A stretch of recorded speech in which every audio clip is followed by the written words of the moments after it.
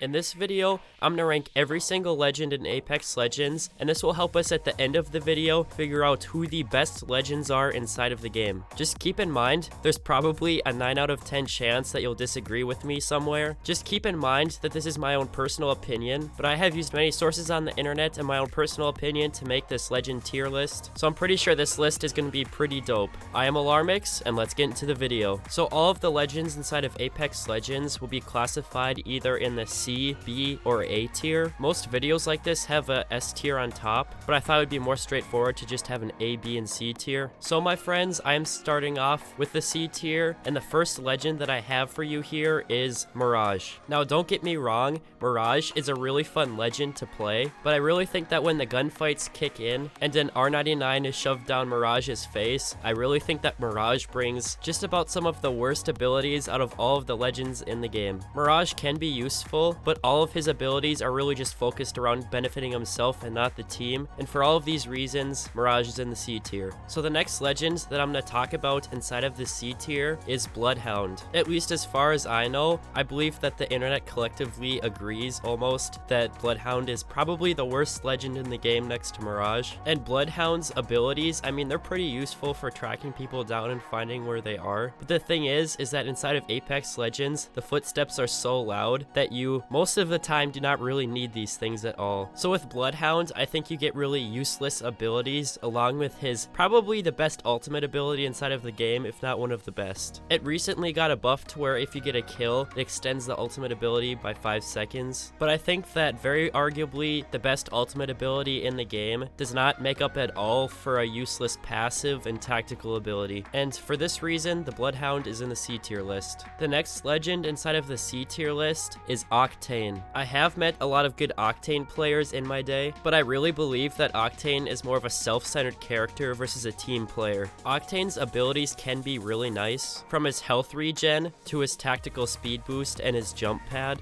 but for the reason that Pathfinder does most of what he does, mobility, way better and way more beneficial to the team, I don't really believe that there is really any logical reason at this point in the meta to use Octane over Pathfinder. I'm sorry to you Octane players, I know there's a lot of them out there. He can be really good, but I do not consider him anywhere above a C tier legend. If you guys think I'm wrong with any of these things, I'd love to hear you critique me in the comments below. I'm really interested to see what you guys think. Moving on to our fourth and final C tier legend, I believe that Crypto belongs on this list. Crypto's ultimate EMP is a really great way to start a gunfight with another squad. It can really give you the upper hand right away, but I think given that Crypto's drone has no health and you can shoot it super easily, I do not really think that Crypto brings enough to the table, and he brings nothing to the table without his drone. If your drone is in the air revealing say 1, 2, or even 3 enemies, Crypto can pretty much make a fight a 4-on-3 battle with his drone, but when push comes to shove, when you get into a gunfight, Crypto is really slow and he does not maneuver very well compared to other legends in the game. So that is it for the C tier, and at the very bottom of the B tier, this was kind of a tough choice. We have Caustic.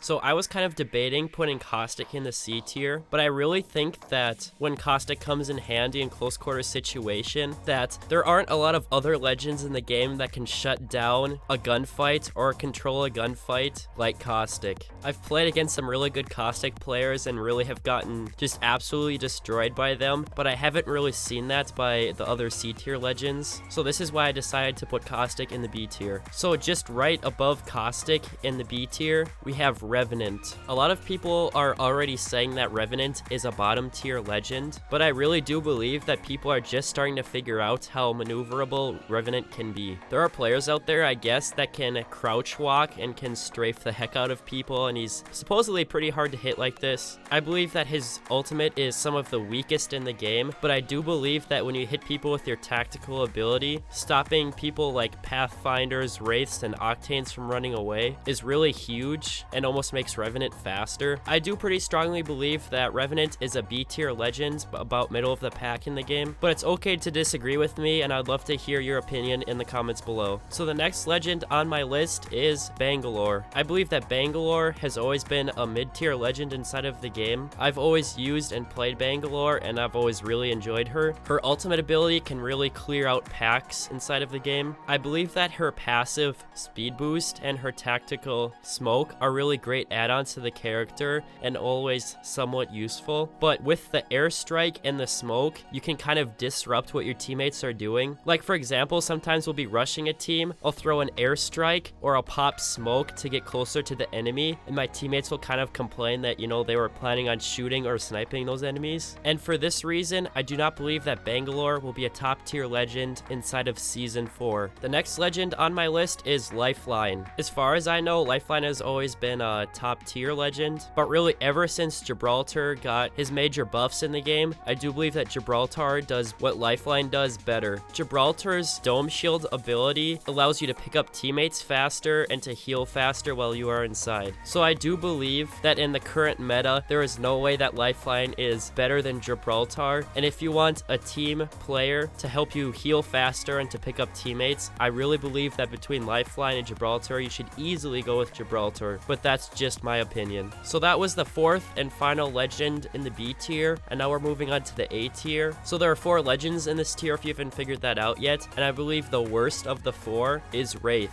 Now Wraith is a very strong choice to choose inside of Apex Legends. I believe that Wraith is basically the face of Apex Legends. I have been beamed by so many really good Wraith players, and she is a really great player to have on your team with her portal. I do not believe that Wraith needs any more explanation, so let's move on to our next A tier legend. So next, I'm going to talk about Pathfinder. Pathfinder really is the definition of speed and mobility in Apex Legends. Pathfinder can get your team to a place quicker with his zipline. You can also chase players down super easily with his grapple, and you can also get out of really sticky situations pretty quickly with his grapple. Also, I believe it is super beneficial to have a Pathfinder on your team because this will help you control high ground the majority of the time. The next legend on my list is Gibraltar. Now, I believe that Gibby started off the game as pretty much unusable, even though a lot of people did use him, but over the last few months, Gibraltar has gotten some pretty insane buffs. Now you can heal faster and revive faster inside of his Dome Shield. His ultimate ability is game changing and only takes 3 minutes now to recharge, and Gibraltar is as close to a tank class as there is inside of Apex Legends. That shield can take so much damage. Gibby's actual body has reduced damage. I believe he is an all-around really great team player to have on your team. So moving on to the very last character on the A tier list and the last legend I will be talking about in this video. This legend is Wattson. Now Wattson is always used in competitive play. Competitive play is supposed to be the quote-unquote meta because that's where people are really doing every single little thing they can to win, and Wattson seems the way to go if you're really looking to win. Wattson can really lock down a building, and her ultimate ability will eat up the grenades and also